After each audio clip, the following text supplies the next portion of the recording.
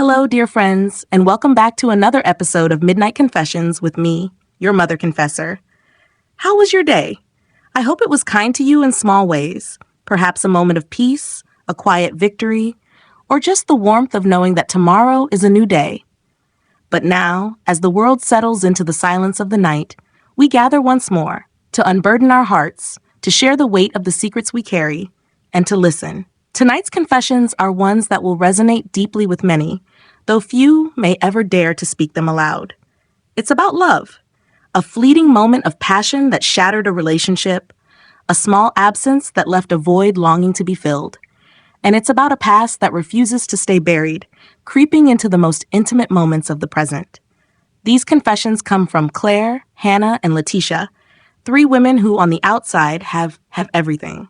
They are married to wonderful men who love them unconditionally. Yet, in the quiet of the night when their bodies are entwined with their husbands, their minds wander to places they thought they had long left behind. They are haunted, not by ghosts, but by memories. Settle in, dear friends. Pour yourself a cup of something warm, dim the lights, and listen as we unravel these women's stories together. Remember, this is a space free of judgment. Here, we listen. We advise, but we do not judge. Hi, everyone. Thank you, Mother Confessor, for giving me this space to share what has been weighing on my heart. I should start by saying, I love my husband. Truly, I do. He is everything I ever hoped for. A good man, steady, kind. The type of husband who remembers the little things, the way I like my coffee in the morning, the songs that make me dance in the kitchen, the way my shoulders tense when I've had a long day. He makes life easier, lighter. He brings me flowers for no reason, holds my hand absent-mindedly while we walk, kisses my forehead when he thinks I'm not paying attention. I know that I am lucky to have him. So why is it that sometimes when I close my eyes, I see someone else? The love that still haunts me. Before my husband, there was someone else. I was in love before. Deeply, foolishly, recklessly in love. And it burned like a wildfire consuming everything in its path. He wasn't perfect. He wasn't gentle. He wasn't kind in the way my husband is, but he was electric, magnetic, the kind of man who could walk into a room and make the air crackle with his presence. He had this way of looking at me, of making me feel like I was the only person in the world. And when he touched me, God, I don't think I've ever felt more alive. But love like that, it's never safe. It's never stable. It's fire, and fire only knows how to consume. He was passionate, but also unpredictable. One moment, he would pull me close, whispering things that made my skin ignite. The next, he would disappear, leaving me stranded in the wreckage of my own emotions. I never knew where I stood with him, and yet I couldn't walk away. Until one day, I did. I had no choice. He wasn't the kind of man who could be depended on. He wasn't the kind of man who could love me the way I needed to be loved. I spent more nights crying over him than I care to admit, and when he was gone for good, I told myself it was for the best. And then I met my husband, the man who put me back together. I met my husband when I was still licking my wounds, still trying to piece myself back together. And he was gentle with me. He gave me the kind of love that didn't demand suffering. He was patient, steady, safe. With him, I felt a kind of love that wasn't chaotic, that didn't leave me questioning my worth or wondering if I would wake up to an unanswered text. He loved me in a way that didn't hurt. He loved me in a way that felt right. And I chose him. I chose this life. I chose love that didn't burn, that didn't consume, that didn't leave me gasping for air. So why is it that sometimes when I close my eyes, my body still remembers the fire? The guilt that won't go away. Because every now and then, in the deepest hours of the night, when my husband is touching me, loving me, I close my eyes, and my mind drifts to the past. I remember the way my ex used to press me against the wall, the heat of his breath on my skin, the way he could make my body tremble with just a look. I don't want to think about him, but my body does. My body remembers, and the guilt is suffocating. My husband doesn't deserve this. He doesn't deserve to be compared to a ghost from my past. He doesn't deserve to be lying next to a woman who is thinking of another man. He deserves all of me, not just the parts that I've managed to move forward with. But no matter how much I try to silence it, the past lingers. Is this a betrayal? Am I betraying my husband with my thoughts? Is it normal to have these fleeting memories, to have these echoes of passion that once existed? I tell myself that memories are just that, memories. They are not reality. They are not who I am now. But then I ask myself, if my past still lingers so strongly, does that mean something is missing in my present? Is it just nostalgia? Or am I craving something my husband doesn't give me? It's not that I want my ex back. I don't. I could never go back to that kind of chaos, to the highs and lows, to the unpredictability that once felt like passion, but was really just poison.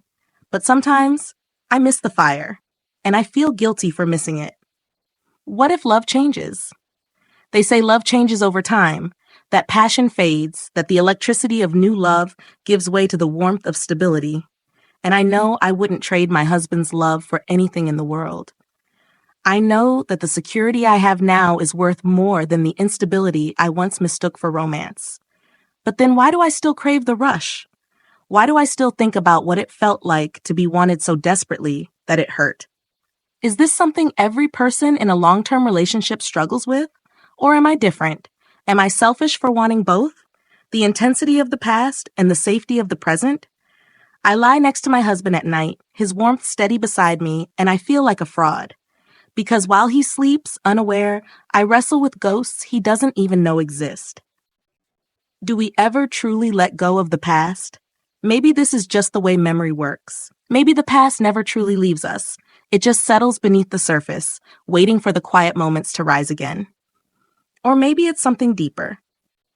Maybe, despite the love I have now, a part of me still longs for something wilder, something more unpredictable. And if that's true, what does that say about me? Does it mean I am ungrateful? That I am incapable of fully embracing the love I have now? Or does it simply mean that we as humans are always haunted by what once made us feel alive, even if it also hurt us? I don't have the answers. But I do know this. I love my husband. And yet, a part of me still aches for something I should have let go of a long time ago. So I ask you all, how do you quiet the ghosts of the past when they refuse to stay buried? How do you convince your heart that love, in its safest form, is enough? I don't know why I told him when I did. Maybe it was the guilt, maybe it was the weight of carrying it for so long. Or maybe, deep down, I knew that I couldn't keep living in a marriage built on a lie. But one day, 4 years after our wedding, I looked at my husband, confessed something that I knew could shatter everything we had. I had cheated on him. It happened 4 months before our wedding, at my company's Christmas party. It wasn't planned. It wasn't something I ever thought I was capable of. And yet, there I was, standing in the wreckage of my own choices, staring at a man who had trusted me with everything. The night it happened, I remember every detail of that night, and I wish I didn't.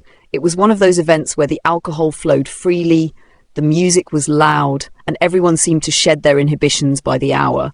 I had gone alone because my fiancé, Daniel, had a business trip that ran late. I remember texting him before the party, telling him I loved him, telling him I wished he could be there.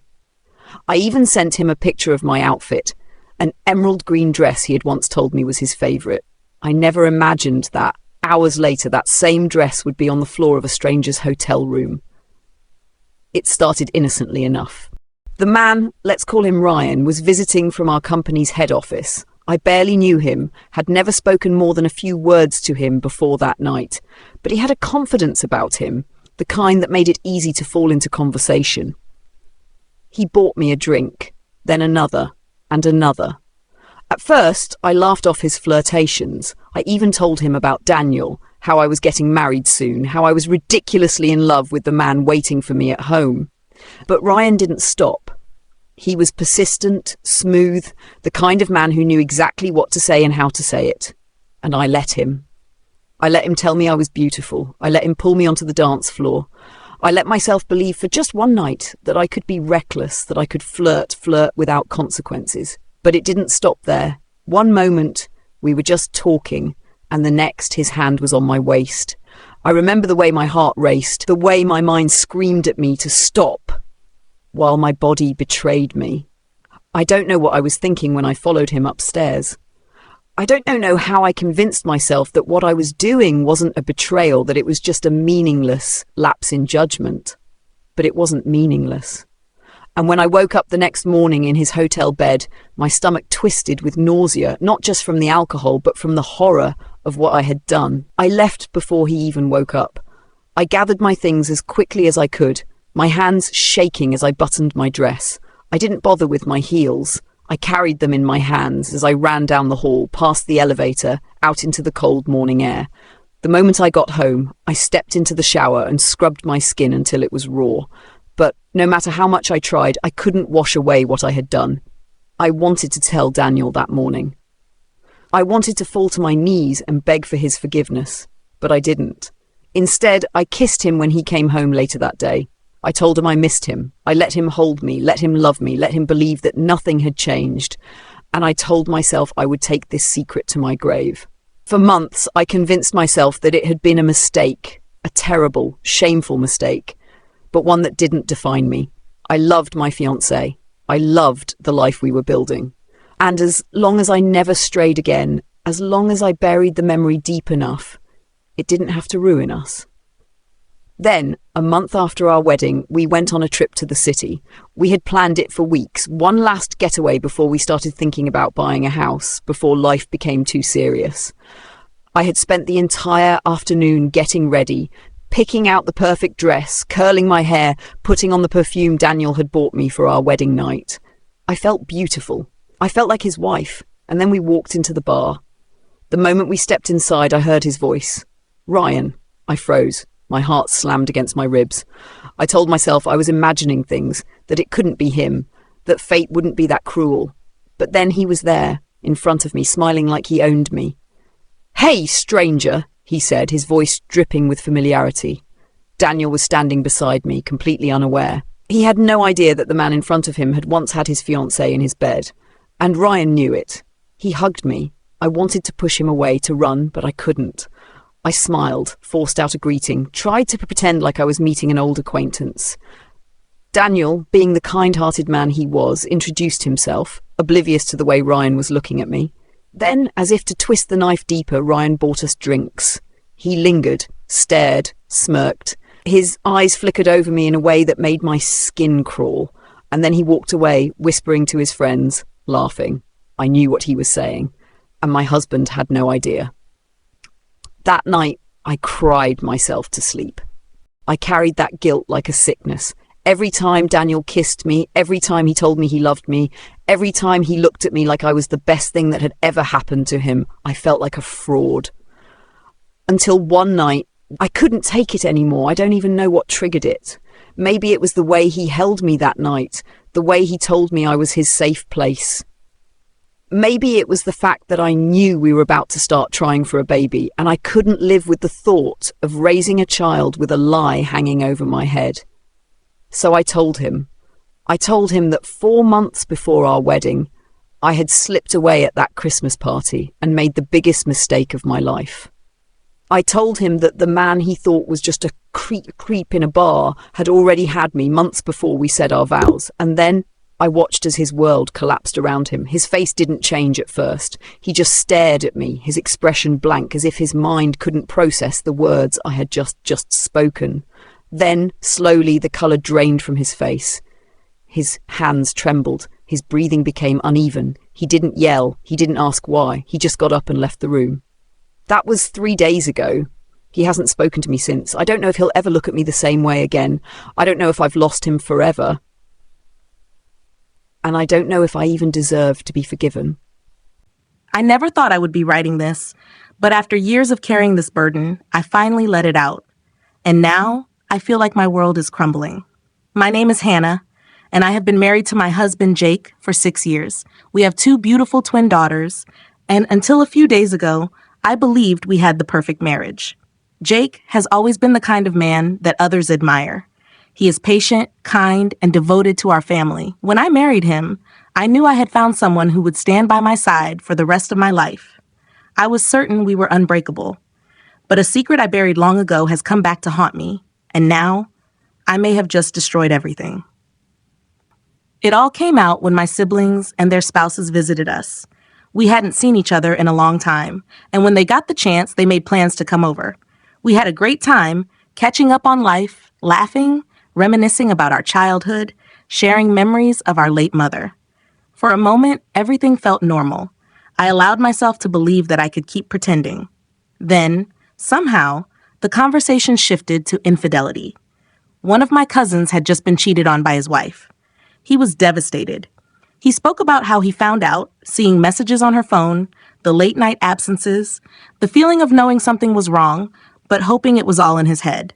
He talked about how painful betrayal is, how it shatters trust, how it changes everything. As he spoke, my heart pounded in my chest. My stomach twisted in knots.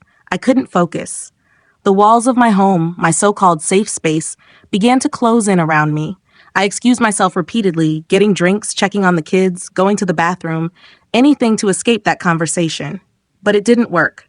The guilt I had buried for years clawed its way back, threatening to suffocate me. I had convinced myself that what happened in the past was just that, the past. That it no longer mattered. That my love for Jake, our life together, was strong enough to erase it. But in that moment, as I sat surrounded by the people I loved, the weight of my deception came crashing down on me, and I knew I couldn't hide anymore.